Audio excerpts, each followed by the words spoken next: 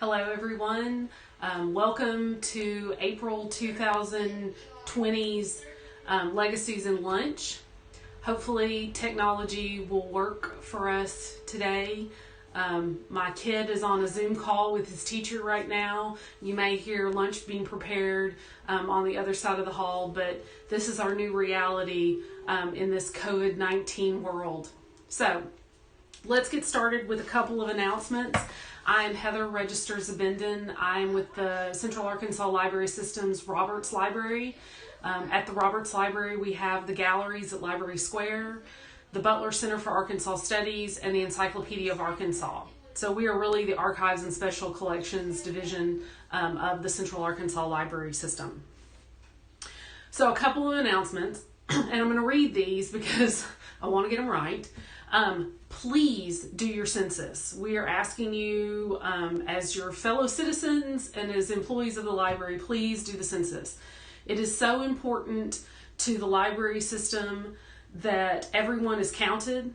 Although CALS is not open right now, you can actually come to one of our parking lots. The Wi-Fi will stretch out to there and you can use your smartphone or another Wi-Fi device to complete your self-response form. That's what they call it. You now have until August 14th to complete the census. So we encourage you to do so, but we also encourage you to do so quickly, as soon as possible. According to Mark Christ, who is my colleague at the Central Arkansas Library and in charge of our census efforts, as of Monday, 34.9% of Arkansans had filled out the form. The state's total 2010 response, so 10 years ago, was 62.3%. So for each 1% that is not counted, it costs Arkansas $150 million. That's a lot of money. So please fill out your census.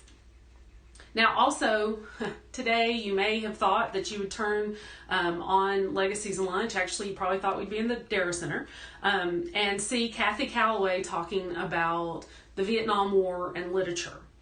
But because of COVID-19, that did not work out, so we're going to punt. And Kathy will be rescheduled probably in October to do that talk, and so we'll get you more specifics later on.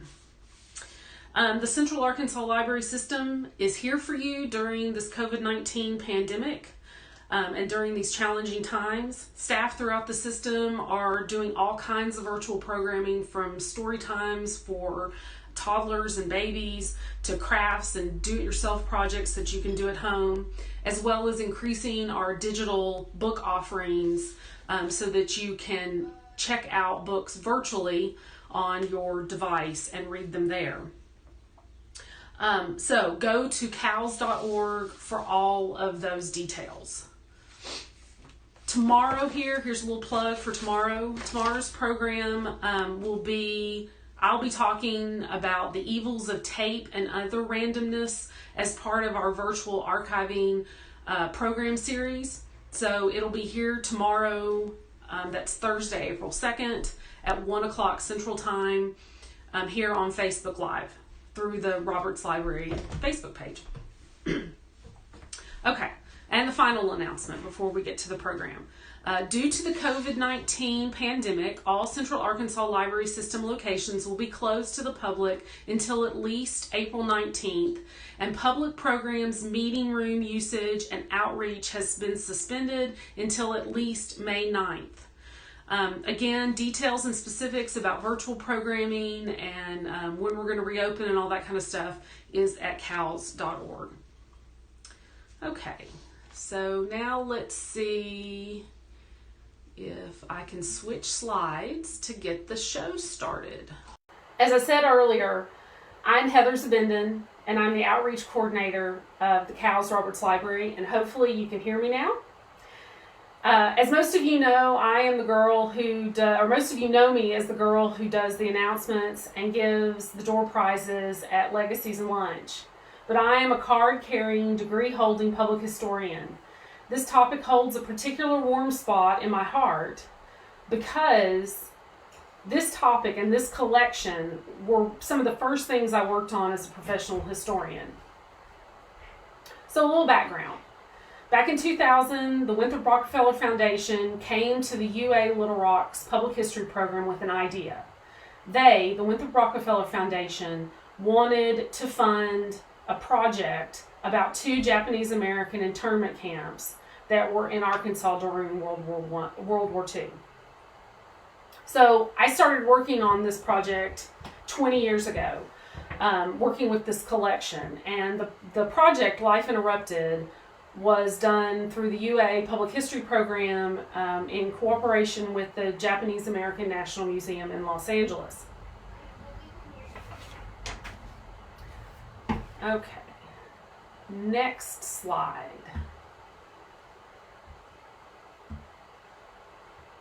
I wish y'all could see my setup.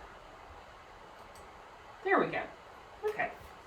On December 7th, 1941, this is a hugely significant date in American history, as we all know. The Empire of Japan bombed Pearl Harbor, and the United States entered World War II. 75 days later, the lives of Japanese Americans living on the west coast of the United States changed forever. The government froze Japanese bank assets, seized contraband items, including radio transmitters, cameras, and weapons, and imposed a few travel restrictions on the Japanese American, and imposed travel restrictions, not just a few, travel restrictions, on the Japanese American population on the West Coast.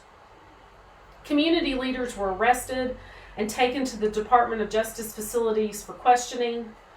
In many cases, their families weren't told where they were taken or when they might be released. On February 19th, 1942, President Roosevelt signed Executive Order 9066 and authorized the forced relocation of over 120,000 Americans of Japanese descent from the West Coast to the interior of the United States. The President and John L. DeWitt, commanding general of the Western Defense Command, claimed military necessity for the action.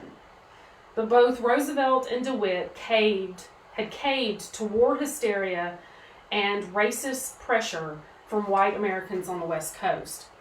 It is important to point out that this executive order did not apply to German Americans or Italian Americans and was not enforced against them. And the language of the order doesn't specifically target any single population, but Japanese Americans were the only group rounded up and forced to leave their homes. So, as in many moments in history, these things just don't happen overnight. Racism doesn't happen. It grows and it builds until it reaches a boiling point. The history of exclusion and discrimination of Asians in America goes back to the founding of our country. The original United States Naturalization Act, passed by Congress on March 26, 1790, states, quote, "Any alien being a free white person who shall have resided within the limits and under the jurisdiction of the United States for a term of 2 years may be admitted to become a citizen thereof," end quote.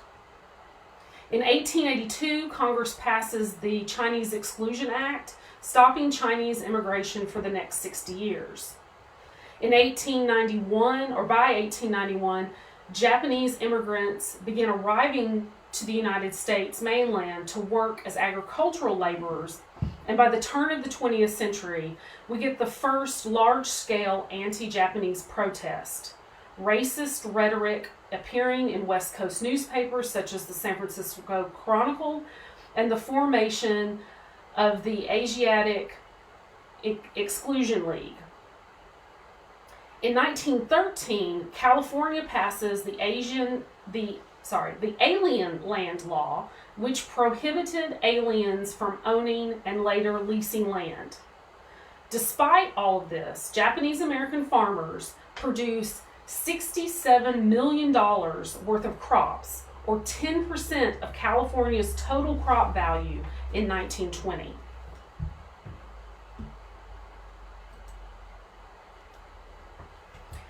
According to the 1940 United States Census, the Pacific region, that's California, Oregon, and Washington State, was home to 112,353 individuals of Japanese descent. 71,784 were native born. That means they were born here and therefore American citizens. And 40,869 foreign born or aliens.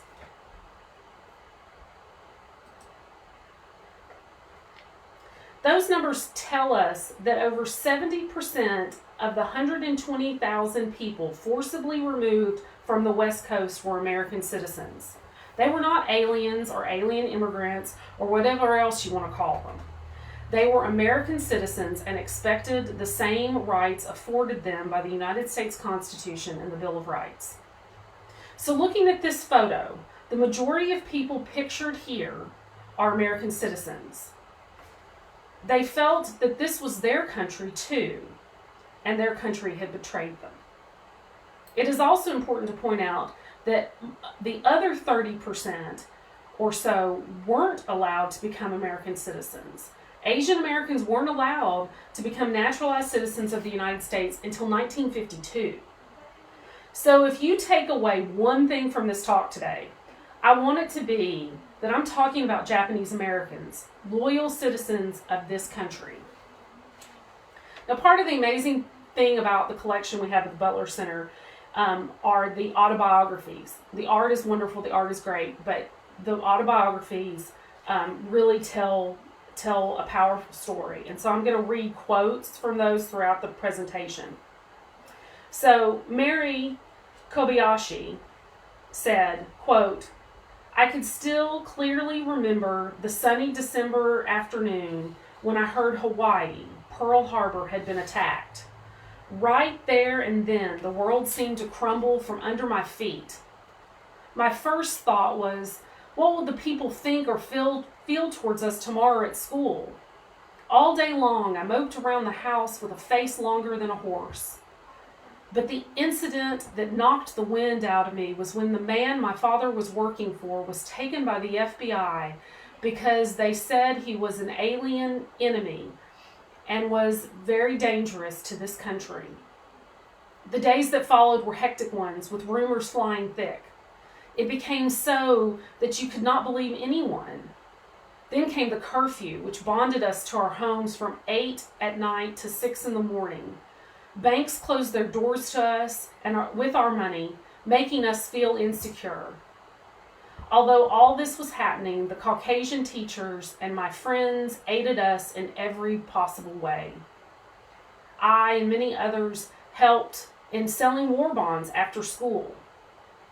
Again, rumors came that General DeWitt was evacuating all Japanese, both citizens and aliens alike, out of the strategic military zones and Terminal Island. This, of course, came true, and the papers had nothing but evacuation news in them. All was quiet for a few months when one day in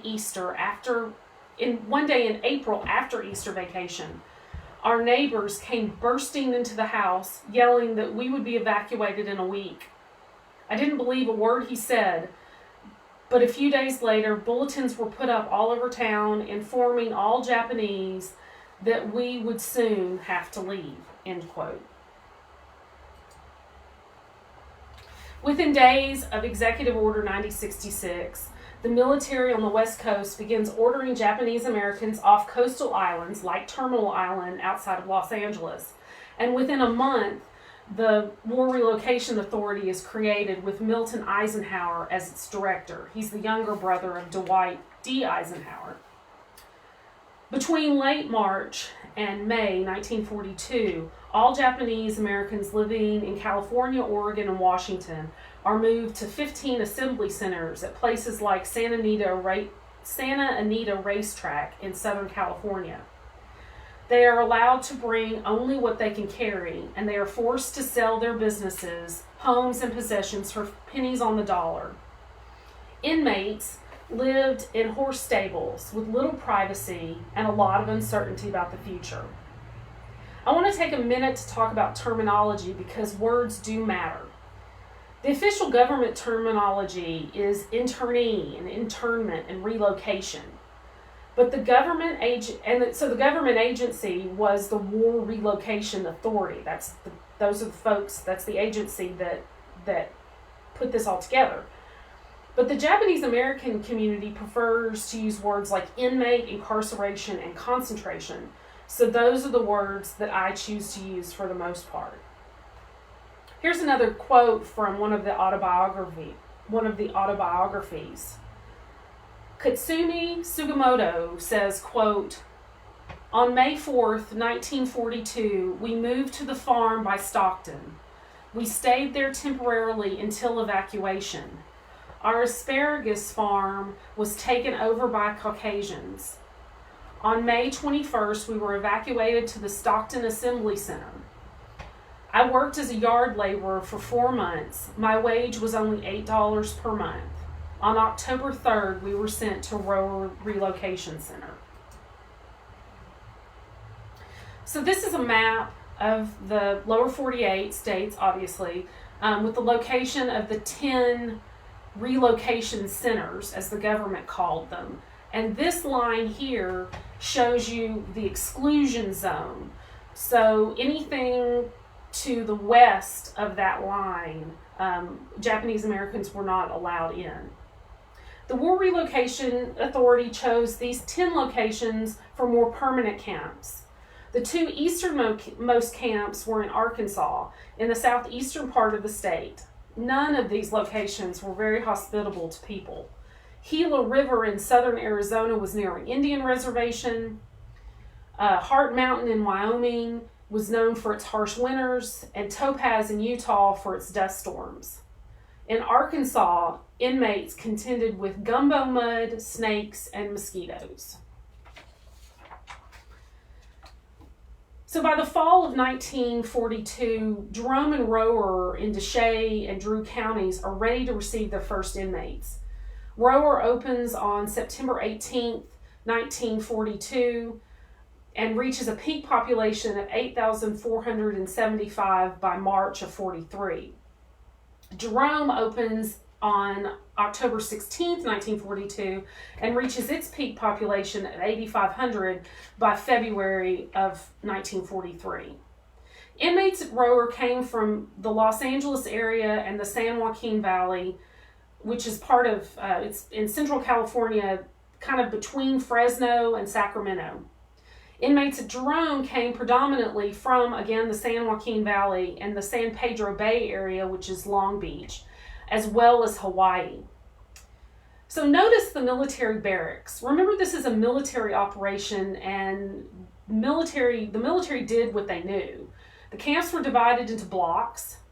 Each block had 14 barracks, a mess hall, latrines for men and women, and a recreation building, laundry, and ironing facilities. Traditionally designed to accommodate single men, these barracks were 10 feet by 100 feet or 120 feet, depending on when they were built. So, traditionally made for single men, but these were going to house family units. Still, the War Relocation Authority typically divided the barracks into 4 to 6 rooms, and the government allocated a space of 200 feet per couple. Most Japanese families lived in multi-generational family units, and the universal story we heard time and time again over the course of Life Interrupted was that the camps caused a significant breakdown in the family unit.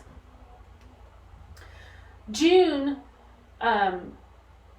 Yamanaka says, quote, "Every week we get letters from our American friends at home who write to us telling us that they miss us and hope the war will end soon, so we can go back to the old ways of living. I too am hoping for the same things," end quote.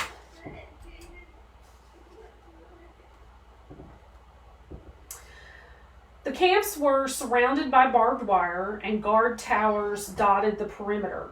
Access to the outside was limited. Barrack living. Let's talk a little bit about that. There was no privacy. As you can see, hopefully it's the picture on the left with the family inside of the barrack. You see curtains or sheets dividing the living space between each family. Families of 4 to 6 were expected to live in a single apartment, so we're talking 200 to 400 square feet. The mess hall, which should be the photograph on the right, young people didn't eat with their families. This really was one of those breakdown of the family unit moments. The mess halls, you could just eat with whoever. And the other thing that puzzles both historians and people who were in the camps, rice was served at every meal. No matter what else was being served, they always had rice. I heard somebody say one time, I guess the government figured Japanese Americans ate rice, so we should have it at every meal. But yeah, this was a real breakdown of family life as they had known it in California. So Takeo Shibata says, quote, when I first sat down to eat at a long wooden table with thousands of other evacuees, I saw some people with tears in their eyes as they started to eat the poor meal out of metal plates. I guess they all felt like I did, for they hardly touched their plates and kept their heads bent down. This was the first meal. Later, they seemed to get used to eating with thousands of other people, for they started to talk to friends across the table and beside them, end quote.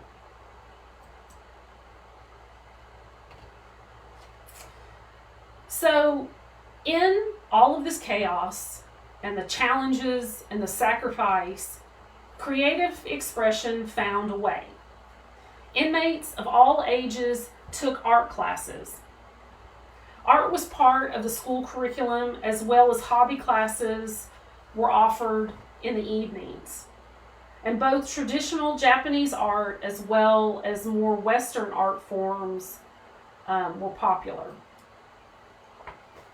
So in our collection, we have portraits, dozens of portraits, done in pastels,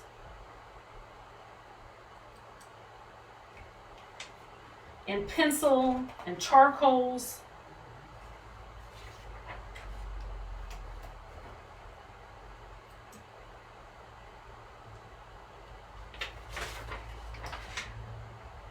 Landscapes in watercolor and pencil, showing life in the world around them. I'm particularly fond of the pencil drawing. Hopefully it's on the right. It's the one of the telephone pole. Driving through the Arkansas Delta, at times the only signs of modern life, even today, are the telephone poles. So this was true then as well as now.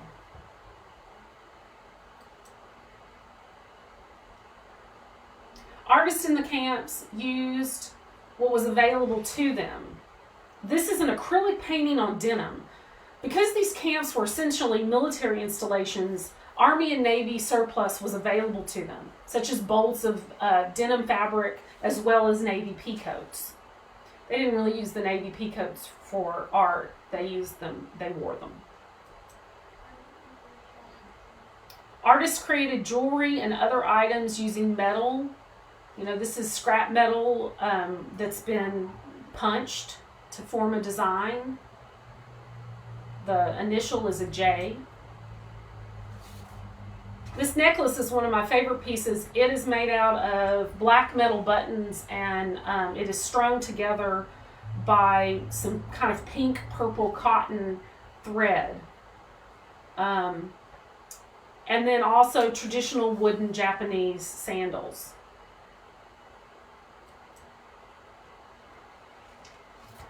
I've always thought that this pin was particularly poignant. It's the, hear no evil, see no evil, speak no evil. And I always like to point out on the back, see it's signed, or it's written Rower, Arkansas in 1944. So lots of wood carvings, both traditional, Japanese, and Western.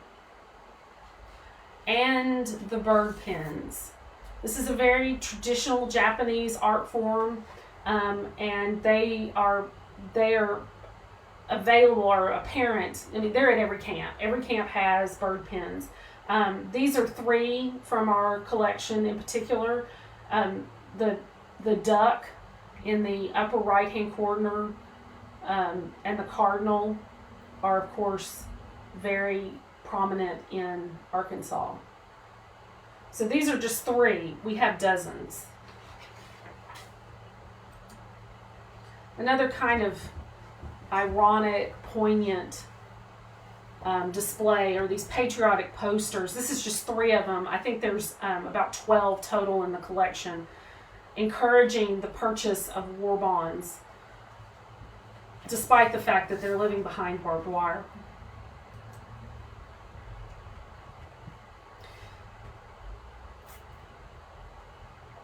In addition to the artistic expression, our collection has hundreds of pages of writing and printed materials. The autobiographies written by high school students upon arrival at Rower show a mix of patriotism, confusion about relocation, longing for home, and hope for the future. One of the students wrote, quote, "School has started, but right now it isn't like school. It isn't like the school I used to go to in California. The school in California had nice, comfortable desks, all kinds of shops, but print shop was my favorite. Good assemblies and all kinds of sports to see. Well, those days are memories now. Rower is permanent and school has started. Right now, its buildings don't look like school buildings yet. But in due time, I think we'll see some changes made. I'm looking forward to that. Right now, I have American literature, and I will try at least a grade better than C." In addition to the autobiographies, the collection has volumes of newspapers written and published by the inmates at Rower and at Jerome, as well as one artist created this little Daniel character. This is actually the comic book detailing. It says the subtitle is detailing or 1 year in a relocation center, but this little Daniel shows up, and he's kind of a cross between. He has a very Japanese face, but he has the coonskin hat and kind of some Arkansas characteristics as well. Okay, so how do we have this collection? It's really because of 2 remarkable women. This is a pastel of Jamie Vogel. Her given name was Mabel Rose Jamison Vogel, but everybody called her Jamie. She was born in Texas in 1905 and graduated from Arkansas State Teachers College in Conway. She accepted a teaching position at Rower and taught art at the camp. Once the camps closed, she corresponded with many of her students and encouraged them to continue their art. The collection she amassed was one of her most prized possessions. The other remarkable woman is Rosaline Santini Gould. Born in Tiller, Arkansas, Rosaline's parents came to the United States from Italy to work at the Sunnyside plantation. After the war, Rosaline married Joe Gould and moved to Rower, Arkansas. She took her children to play around the monuments left by the inmates, but didn't really know anything about the camps. As former inmates started to return and visit the site, they found Rosaline. She met Jamie Vogel, and when Jamie died in 1994, she left her Rower art collection to Rosalie. Together with Sam Yada and others, Rosalie worked to save the monuments at Rower and have the location made a National Historic Landmark. So little is left physically of the camps at Rower and Jerome. More is left at Rower than at Jerome. In the past 20 years, the monuments at Rower have been stabilized and preserved through a National Park Service confinement site grant and with the help of the UA Little Rock's public history program. The School of Architecture at UA Fayetteville has created a website with recreations of the Rower Relocation Center. ASU's Heritage Study program has added signage and interpretive panels for visitors. And the City of Magee has restored its railroad depot and created the Japanese-American World War II Internment Camp Museum. I'm going to end with a quote from Jim Tanaka. This is where I get the title of the program and an upcoming exhibit we're going to do at the Roberts Library. He was one of the many students who wrote an autobiography for his English teacher upon arriving to Rower in 1942. Quote, like thousands of American citizens of Japanese ancestry that were interned in various relocation camps through the Great West due to necessary measures of war, my future is yet quite uncertain and unpredictable, but of this I am sure. The powers of terrorism and requests of peaceful countries must be rushed, and peace and rights of free people restored once more. All of us, young and old, are making many bitter sacrifices, but I think we shall have to make more and more to end this greatest war in the history of mankind. I look forward to the future when all this shall be but a memory, and I can live in the most powerful and democratic nation in the world, champion of peaceful and freedom-loving people regardless of race, color, or creed. So, I am open to taking questions. Give me just a second. I gotta switch camera angles and hopefully not lose my audio again. So give me just a second. Because I've actually got to get close enough to the screen so that you can see me and I can see the questions.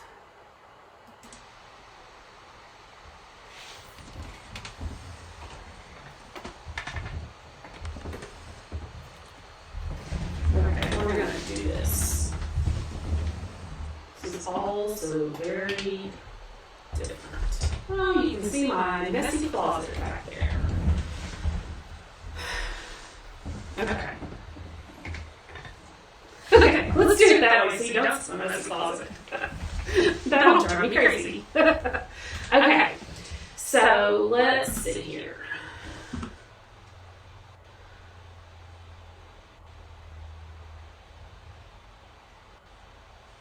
Okay.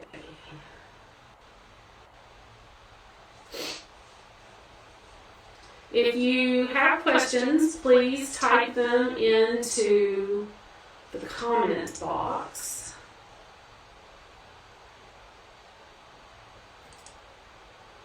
There we go. I can get to move now.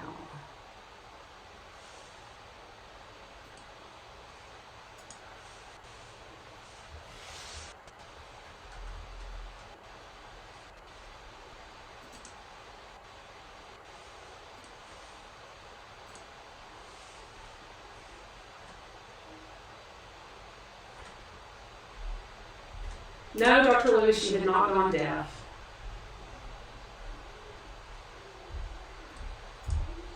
Thank you, Julian. Yeah, I forgot to change my mic. Now it won't let me go up further into the comments.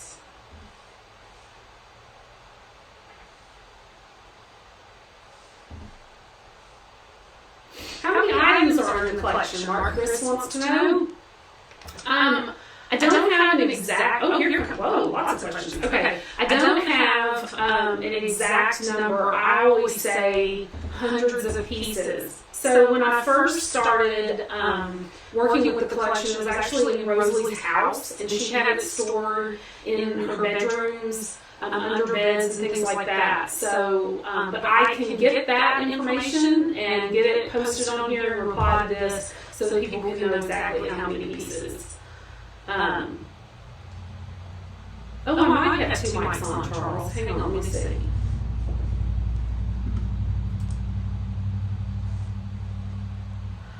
do. Is that better? I hope so. Okay.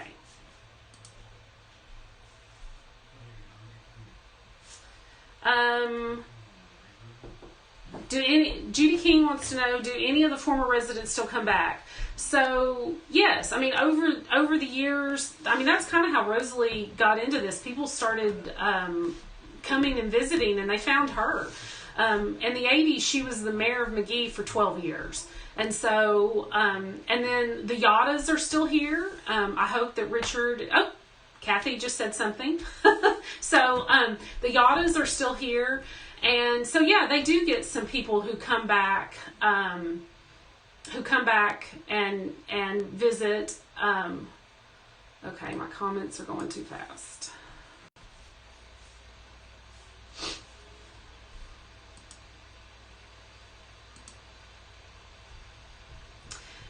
Yes, Leo Wilkinson, this video will be available later for viewing.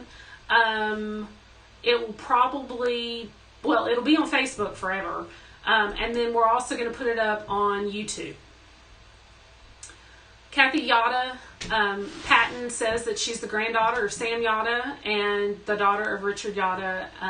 And, well, thank you. Thank you for your parents and your grandparents and yourself.